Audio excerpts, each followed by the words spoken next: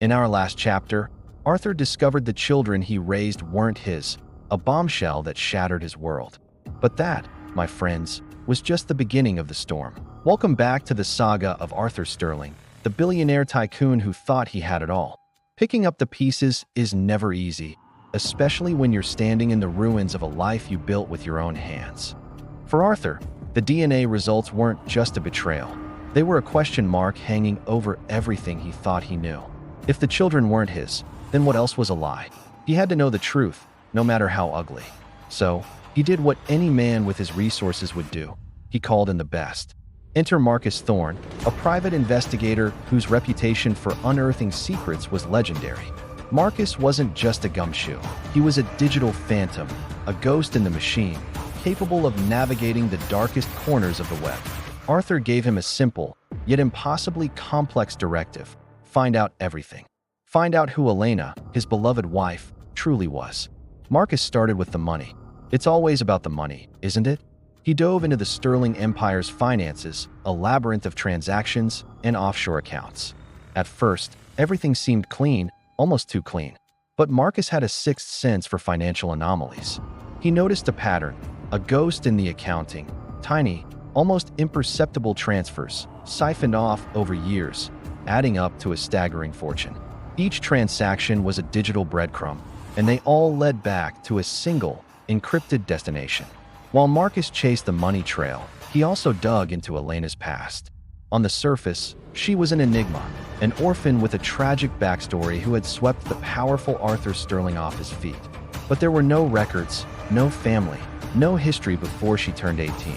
It was as if she had materialized out of thin air. Marcus knew that wasn't possible. Everyone has a past. Someone had gone to great lengths to erase hers. Days turned into weeks. Arthur played the part of the broken man, retreating from public life, letting his corporate empire drift.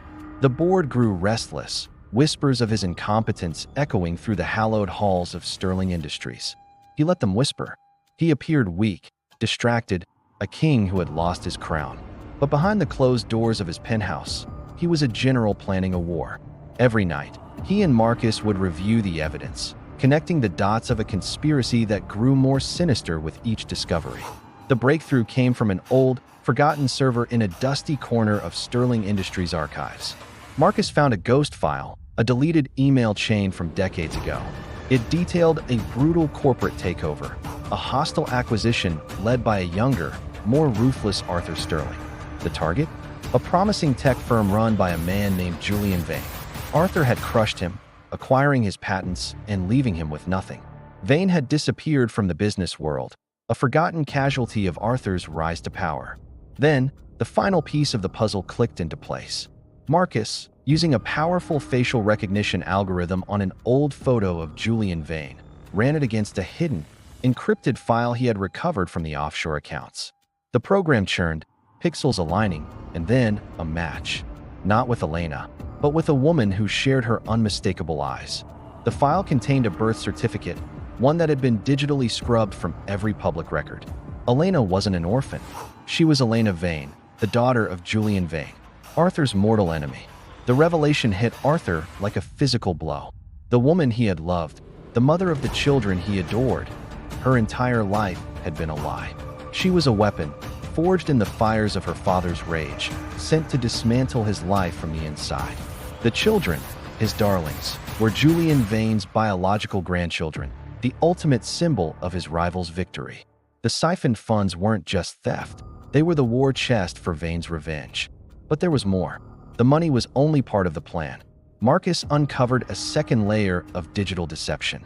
Elena hadn't just been stealing money, she had been planting evidence. For years, she had been meticulously fabricating a trail of digital breadcrumbs, creating false emails, altering financial records, and inserting backdated documents. The goal was simple: to frame Arthur for massive corporate fraud, a scandal so big it would not only cost him his company, but also his freedom. The final nail was ready for his coffin. Arthur now understood the endgame. Elena was about to trigger the trap. He saw the path ahead, a tightrope walk over a canyon of ruin. One wrong move, and he would lose everything. He couldn't just present the evidence. He had to let her make her move. He had to let her think she had won. So he continued the charade.